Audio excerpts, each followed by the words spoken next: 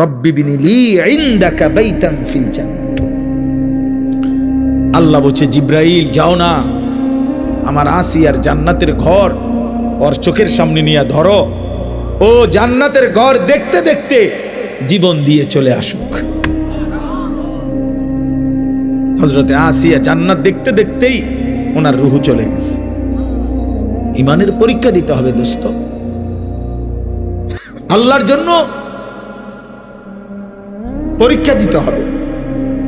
আজকে নওজোয়ান, কিশোর, বয়স্ক, বাবা, আপনারা সবাই মিলে একরকম আলাদা আলাদা হয়ে গেছেন।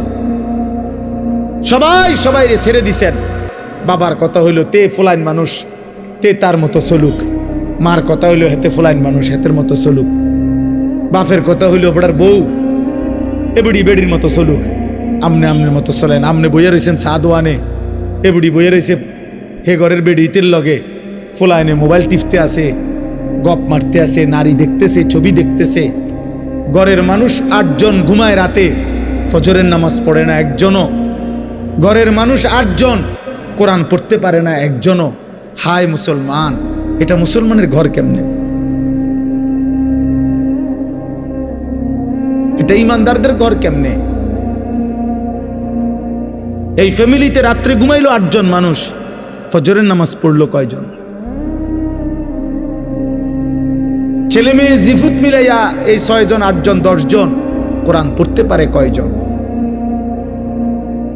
মেয়েটাকে আল্লাহর কোরআন থেকে বঞ্চিত করলেন কেন? ছেলেটাকে আল্লাহর কোরআন থেকে বঞ্চিত করলেন কেন? হুজুর অনেকক্ষণ বলতেছিলেন, আমি আইসাও শুনছি, আল্লাহর কোরআনের কথা বলতেছিলেন।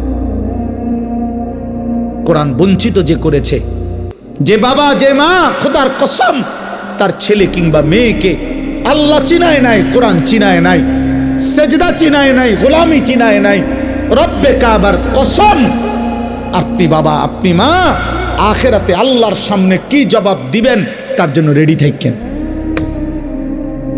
বিল্ডিং এর হিসাব নিয়ে যাইয়েন প্রত্যেকে কবরে, পুরা বিল্ডিং এর সিমেন্ট কত, বালু কদ্দুর, এরপরে মিস্ত্রি খরচ কত, সেন্টারিং এর বাঁশ আর কাঠ খরচ কত গেছে, এটি হিসাব নিয়েন। আল্লাহ জিভুতের লাগিয়াই করছি, এই যে করছি 300 বস্তা সিমেন্ট, মোট 6 টন রড, এরপরে দিয়া বালু 30 গাড়ি, সিলেকশন বালু 2 গাড়ি, এই যে আমার ভূতের লাগে এডি করছি।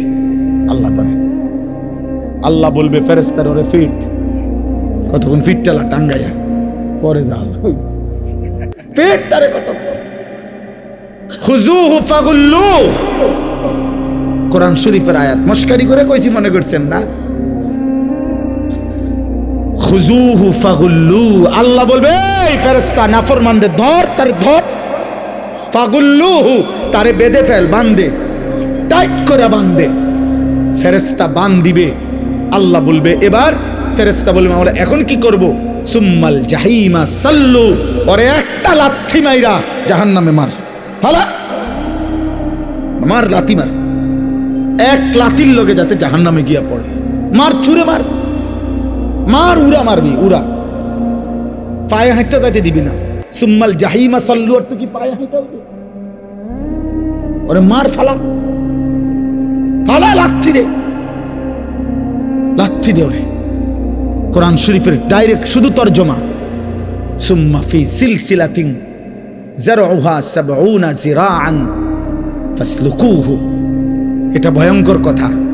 এবার যখন জাহান্নামে ফেলবে, আল্লাহ বলবে ফেরেশতাদেরকে, জাহান্নামের, আমার জাহান্নামের ফেরেশতা, এবার এই নাফরমান পাপী, এই হারামখোর, এই মুশরিক, এই মুনাফিক, এই বেঈমান, এই কাপুরুষ আমারে একটা সেজদা দেয় নাই, ওরে আমি এত বড় কায়নাত দিয়ে, আমি রব্বুল আলামিন, আমি এত বড় আসমান দিয়ে ওরে সাজাইছি, জমিন দিছি, আমি প্রতিদিন সূর্য উঠাইতাম, আমি প্রতিদিন চাঁদ উঠাইতাম, ওরে এক লোকমা লোকমা খাবার দেওয়ার জন্য আমি এত বড় আসমানটা কাজে লাগাইছি, এত বড় সূর্যটা কাজে লাগাইছি, আমার রোদ, আমার বৃষ্টি, আমার আলো, আমার বাতাস, আমার দিন, আমার রাত, আমার আসমান, আমার জমিন, আমার পাহাড়, আমার নদী, আমার ফুল, আমার ফসল, আমার পানি, আমার খাবার, আমার হাত, আমার চোখ, আমার নাক, আমার কান, এত কিছুর বিনিময়ে আমি ওরে সারাটা দিন লালন পালন করতাম।